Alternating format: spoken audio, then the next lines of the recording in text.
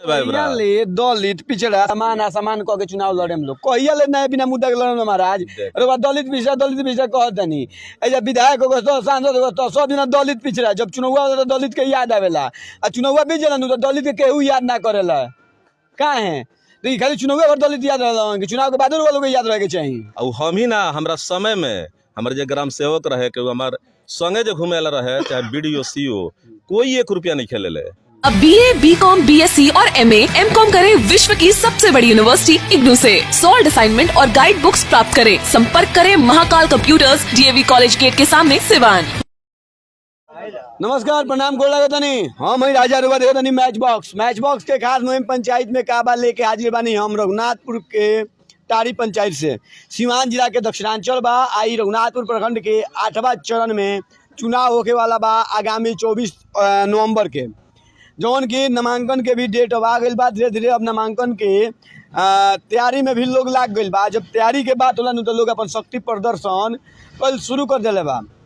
अब ए संदर्भ में बानी हमारे साथे ए जाके पूर्व मुखिया यहाँ के चुनाव लड़ल बानी यहाँ से पूछे के बा ना चली सबसे पहले आई यहाँ हम परिचय कर टारी पंचायत के यहाँ के मुखिया प्रतिनिधि बनी सर और परिचय क्या हो? हमार नाम राजेश प्रसाद पड़ी जी घर भाटी पड़ी पंचायत टाड़ी थाना रघुनाथपुर जिला सीवान। राजेश जी टारी पंचायत के लोग वोट रोके काहे दी जैसे कि मैच बॉक्स के सवाल जौन रवा जानता नहीं सीधा होला सटीक होला लोग वोट काहे दी? जी जी सबसे पहले तो हम रुआ चल कहीं नहीं रुआ मैच बॉक्स के टाड़ी पंचायत के ओर से हम रुआ के पहले हार्दिक मन अभिनंदन करते नहीं स्वागत करते नहीं टाड़ी पंचायत हमरा के वोट लोग काहे दी जेंगा रुआ सीधा बतियावत नहीं वही हम सीधा बतियावे नहीं। हम 5 बरस यहाँ मुखिया रहल बनी मुखिया रहते जौन बतौन यहाँ के लोग के हम 1200 लोग के वृद्धा पेंशन देनी 500 से ऊपर 600 इंदिरावास देनी। जनता के जो सवाल होला वो सवाल के लेके हम ब्लॉक से लेके जिला तक ले आंदोलन करनी। छोटा छोटा आंदोलन बहुत भइल बा लेकिन बड़ा आंदोलन ये रघुनाथपुर में रुआ याद होई टाड़ी बाजार के से लेके नेवारी तक जो सड़क खराब भइल बा 8 सितंबर 2008 में हम 7 दिन ब्लॉक पर अनशन पर रहनी। ई काम ई हम कैले बनी रघुनाथपुर के दोसर कोनो मुखिया नहीं कैले। अब ओकरा बाद से ओकरा बंदना प्रेसिडेंट जी रहली अपन प्रतिनिधि बना के सुधीर कुमार STPO के भेजली आ जितना उमे काम भइल वही बड़ा टुकड़ा टुकड़ी गिरा के सब ओकरा 10,000 के लोग उजी रहे समर्थन में आ 3 महीना के अंदर यहाँ से टाड़ी से लेके गोबरार तक सड़क बनल और अंदर से लेके रघुनाथपुर सड़क बनल। तो ये काम बा। दूसरा चीज बा हम जौन बतौन जब मुखिया रहनी तो कोनो महीना ना होखे कि हम पंचायत पर आम सभा ना करी आ गांव में ग्राम सभा ना करी। हर महीना हम ग्राम सभा कैले बनी या लोग से समस्या जान के आ तब वो हम काम करैले बनी। दूसर चीज बा जितना लोग बाटे जितना लोग के इंदिरावास पास हुई वृद्धा पेंशन पास हुई बा रुआ केहू से इंटरव्यू ले सकतनी। रुआ जन बतन हमरा समय में कोई के जन बतन तकलीफ नहीं के भइल ना 1 रुपया केहू से रुपया लियल बा। और हम ही ना हमरा समय में हमारे जो ग्राम सेवक रहे के हमार संगे जो घूमे रहे चाहे बीडीओ सीओ कोई 1 रुपया नहीं खेले ले। ऐसे लोग हमरा के वोट दिया। फिर जनता काहे नकार देलस रुआ के? अब जनता नकार देलस ई लोकतंत्र ह जनता मालिक ह। उहे लोग काल जौन बतौन लालू जी के 15 बरिस राज चलवावल आ उहे लोग आज नीतीश कुमार के जौन बतौन बैठैले बा। उहे लोग जौन बतौन 50 बरस कांग्रेस के चलावल आ उहे लोग बा मोदी जी के चलावता। का लागता जनता एक बार न करले रहल तो एक बार स्वीकार करी? अब 10 बरिस में लोग गुणा भाग क लेले बा। 5 बरस बनाम 15 बरस आ गुणा भाग क के सब लोग जौन बतौनी एक बार के सेवा के मौका दी हमरा भरोसा बाटे। माने अब जनता के भरोसा कर सकती है। ऐसे कि 10 बरिस जौन ओकरा गैप देखल सा तो दोनों राजपाट में अंतर देखले बा। 5 बरिस में हमरा पंचायत में एगो बकरी नहीं खुलल के गरीब बात अपन पलानी में जौन बतन टाटी हटा के सुतल बा आ अमीर अपन महल के केवाड़ी खोल के सुतल बा। 5 बरिस हमर दावा बा। चली कितना काम कोई ना कोई रुआ तो रहले ढेर दिन हो गए रुआ हिसाब से ए बेरी जीतेम तो रुआ का करेम ऐसे कि चुनाव के पहले बड़ा मुखिया लोग जी। दावा करेला अगर हम चुनाव ए बेरी जनता हमरा के समर्थन देता आई विश्वास बा के दी तो हम पंचायत में भ्रमण के दौरान आज सड़क के 2 गो समस्या बाटे। एगो लोहावरा में बा जहाँ दलित बस्ती बा मुस्लिम बस्ती बा वो जी आजो जौन बात रिक्शा जाए के जगह नहीं है। वो गांव में जौन बात सड़क हम पहले बनवाएम जहाँ सरकारी नाला बा वो नाला पर सड़क बनवाएम ओमे कोनो झंझट नहीं है चूँकि प्राइवेट जमीन ना है। दूसरा एगो देखेम कि नेवारी से बिशुनपुरा आवे खातिर माने पानी लागल बा सड़क पर तेल निकल जाला हम जौन बातन ओकरा के प्राथमिकता देम। आ चूँकि टाड़ी से नेवारी जौन सड़क बा ई जौन बातन हमरा बस के नहीं बनावली हमरा फंड के बात नहीं है PWD के नहीं भुला गेल बा लोग लेकिन भुला गेल बा लोग सुनी लेकिन एकरा के बनवावे खातिर अगर हम 6 दिन 7 दिन अनशन पर रहल बनी तो फिर तमाम लोग के हम लेके आ फिर दोबारा जौन बातन अनशन पर बैठम रघुनाथपुर में आई सड़क हम बनवाए।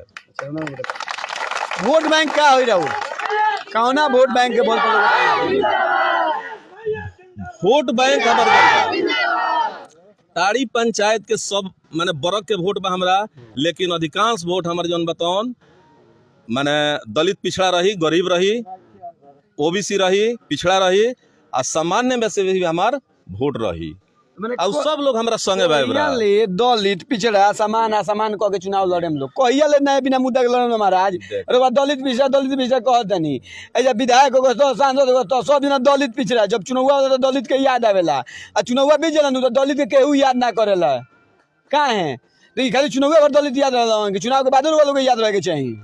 सवाल बा राउर सवाल वाजिब बा लेकिन सबसे ज्यादा समस्या तो दलिते लोग के पास बा समाज के निचला पैदान पर यह लोग बाटे आ इनके लोग के हम लड़ाई लड़े नहीं 74 साल में तो अभी नीचे ही रखले बनी लोग के 174 वर्ष ले हम लोग दलित के उठावे खातिर रउआ जौन बातन कहे के मतलब जे गरीब बा लड़ाई ओकरे खातिर होई रुआ गरीब खातिर लड़त नहीं लेकिन खाली नाम खातिर लड़ता नहीं रुआ अपना स्कॉर्पियो खातिर चुनाव लड़ता नहीं लोग मुखिया जी लोग सारा मुखिया जी लोग स्कॉर्पियो खातिर चुनाव लड़ते चाहे वो हो कि चाहे केहू हो तो जितेंद्र हुआ स्कॉर्पियो के नाम के गरीब पे हम 5 बरिस मुखिया रह चुकल बनी ओकरा फंड ना रहल सुनी पहले और वो पता नहीं है ओबरा जन बतन हम 1600 BPL रहनी टाड़ी पंचायत में आ सब मुखिया से ज्यादा काम करेनी सुनी माल रहे रउआ जौन बात कहतनी वहू बेरा माल रहे ओबरा 1 करोड़ से ज्यादा का हम काम करेला बनी 1 करोड़ में उठा गनी महाराज बेरा 14 गो वार्ड बा 20 लगाओ तो 15 लगाओ तो 2.5 करोड़ आवता आ मुखिया जी लोग के 6 घर मिलता जानते नहीं 30% 35% 60% तो लगभग 5 लाख 7 लाख रुपया लोग के हो जाता स्कॉर्पियो फाइनेंस करावे के दाम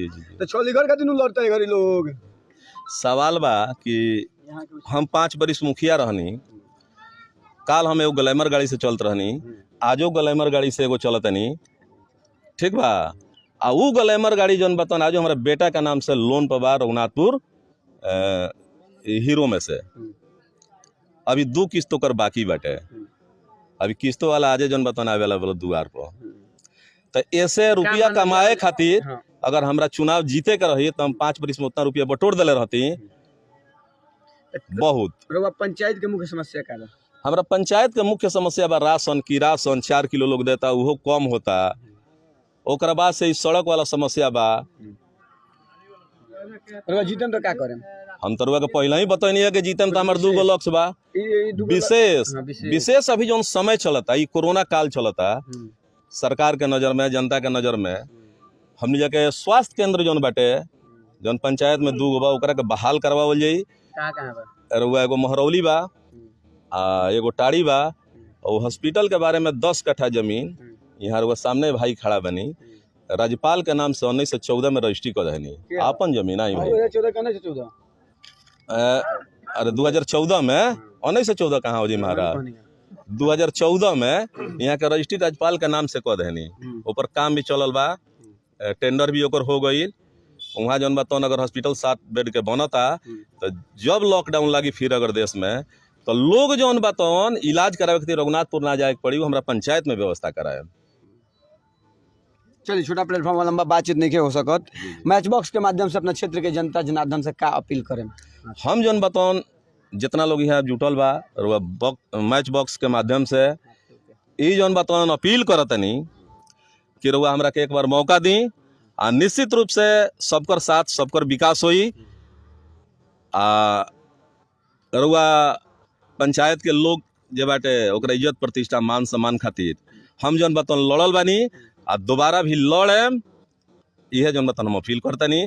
आ राउर जौन समस्या है ओकरा के लेके आ जौन बतौन हम सरकार के जौन बतौन लगे पहुँचाएम, रउआ माध्यम से वो आंदोलन के माध्यम से हम पहुँचाएम। पहुँचावे के बात कहनी है, देखिए तन के साथ हम खत्म करने लेकिन याद पड़ गई हो। तो बाकी मुखिया जी लोग उठत नु तो जाला ब्लॉक पर काम करे तो जंगला में ताकेला।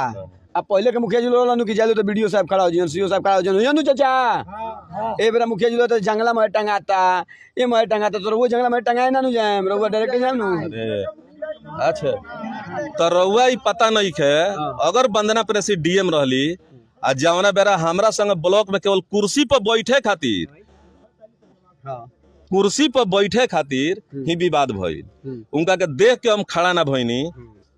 आ यही खातिर जौन बतौन हमरा के FIR में नाम पड़ल आ गिरफ्तारी होके के बहुत सारा बवाल भई रहे। ओ बेरा लोकतंत्र में जनता घरी लड़ल बनी, एकदम लड़ल बनी। हम जिला में अनशन पर बानी 3 दिन, ब्लॉक पर अनशन पर बानी। का रोड हमार निजी मामला रहे, राशन की राशन खातिर हम अनशन पर बानी 3 दिन रघुनाथपुर, ये हमार निजी मामला रहे, लोग के सवाल रहे। चलिए मैच बॉक्स के टीम से मिलकर कैसन लागल?